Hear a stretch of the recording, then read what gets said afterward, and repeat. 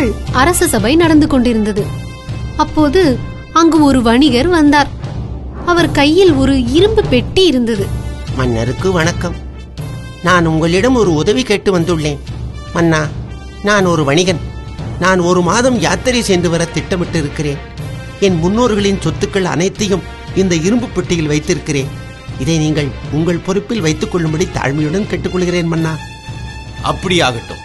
யாரங்கே இந்த இரும்பு பெட்டியை எடை போட்டு கூறுங்கள். சரி, இதை பத்திரமாக பார்த்துக் கொள்வார்கள். உங்கள் சுப யாத்திரைக்கு என் வாழ்த்துக்கள். 10 குண்டு மன்னா. யாரங்கே இதை நம் கஜானாவில் வையுங்கள். மன்னா, அரசாங்க பணத்தை மட்டும்தான் நம் கஜானாவில் வைக்க வேண்டும் என்பது சட்டம்.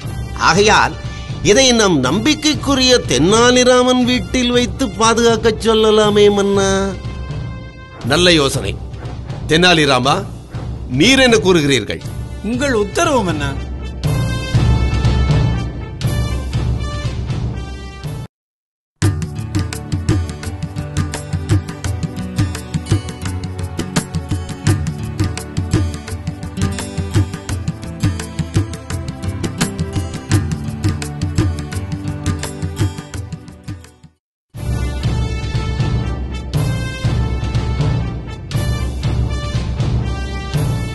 ஒரு மாதத்திற்கு பிறகு அந்த வணிகர் மீண்டும் அரச சபைக்கு வந்தார். மன்னருக்கு வணக்கம். நான் என் யாத்திரையை முடித்துவிட்டு வீடு திரும்பிவிட்டேன். என் பெட்டியை என்னிடம் தரும்படி தாழ்மையுடன் கேட்டுக்கொள்கிறேன் மன்னா. தெனாலி, இவர் பெட்டியை இவரிடம் கொண்டு வந்து ஒப்படைத்து விடுங்கள். சரி மன்னா. தெனாலிராமன் பெட்டியை எடுத்து வர தன் வீட்டிற்கு சென்றார். அவர் வீட்டிற்கு சென்று அந்த பெட்டியை எடுத்ததும் மிகவும் அதிர்ச்சி அடைந்தார். ஏனெனில் அந்த பெட்டியின் எடை முன்பை விட வெகுவாக குறைந்திருந்தது. தெனாலிராமன் அந்த வணிகர் ஒரு ஏமாற்றுக்காரன் என்பதை சரியாக புரிந்து கொண்டார். அந்த பெட்டியையே சிறிது நேரம் பார்த்து கொண்டிருந்தார். பின்பு அரச சபைக்கு சென்றார். மன்னா, இந்த வணிகரின் முன்னோர்கள் என் வீட்டிற்குள் நுழைந்து விட்டனர். அவர்கள் என்னை அந்த பெட்டியை எடுத்து வர அனுமதிக்க மறுக்கின்றனர் மன்னா. என்னது, என் முன்னோர்களா? ஏமாற்றுக்காரா, நாடகமாடாதே மன்னா. தெனாலிராமன் என் சொத்தை அபகரிக்க முயற்சி செய்கிறார். ஆம் மன்னா, தெனாலிராமன் நம்மை ஏமாற்றுகிறார். தெனாலிராமா, என்ன இது? நாங்கள் அனைவரும் இப்போதே உங்கள் வீட்டிற்கு வருகிறோம். நீங்கள் சொல்வது பொய்யாக இருந்தால் உங்களுக்கு கடுமையான தண்டனை அளிக்கப்படும். சரி மன்னா. அனைவரும் தெனாலிராமன் வீட்டிற்கு வருகின்றனர். அந்த பெட்டியை சுற்றி எறும்பு கூட்டம் இருப்பதை பார்க்கின்றனர். அந்த பெட்டியை திறந்திடுங்கள்.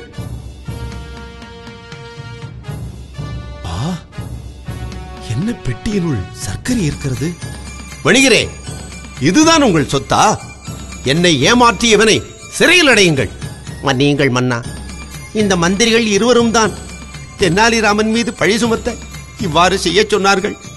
இவர்கள் இருவரையும் சிறையில் அடையுங்கள். மன்னித்து விடுங்கள் மன்னா. மன்னா, எங்களை மன்னித்து விடுங்கள் மன்னா. தெனாலிராமா, அந்த பெட்டியில் சர்க்கரை தான் இருக்கிறது என்று எவ்வாறு கண்டுபிடித்தீர்? அந்த பெட்டியை சுற்றி எப்போதும் எறும்பு கூட்டம் இருந்து கொண்டிருந்தது. விலையுயர்ந்த கற்களோ பணமோ இருந்தால் எறும்புகள் ஏன் செல்ல வேண்டும்? மேலும் எறும்புகள் சர்க்கரையை தின்று விட்டதால் பெட்டியின் எடை பாதியாக குறைந்திருந்தது.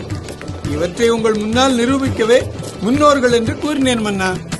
தெனாலி, உங்கள் அறிவை மெச்சினேன். இந்தாருங்கள், என் முத்துமாலையை பரிசாக வைத்துக் கொள்ளுங்கள். நன்றி மன்னா. என்ன குழந்தைங்களே, நம்ம சுத்தி என்ன நடக்குதுன்னு நம்ம கவனமா பாத்துக்கிட்டே இருக்கணும். அப்பதான் நம்மள யாராலையும் ஏமாத்த முடியாது. என்ன, கவனமா இருப்பீங்களா? சரியான நேரத்தில் என்னிடம் வந்துள்ளீர்கள். தாமதம் செய்திருந்தால் உங்கள் நாடே அழிந்திருக்கும். சுவாமி, நான் இதற்கு என்ன செய்ய வேண்டும்? அதோ அந்த அறையில் இருந்து கடவுளே உமக்கு கூறுவார். கேளுங்கள். மன்னா, நான் கடவுள் பேசுகிறேன். துன்மானந்தன் என்னுடைய அருள் பெற்றவன். அவனை வணங்கு. அவன் கேட்கும் பொருள்களை தாராளமாக கொடு.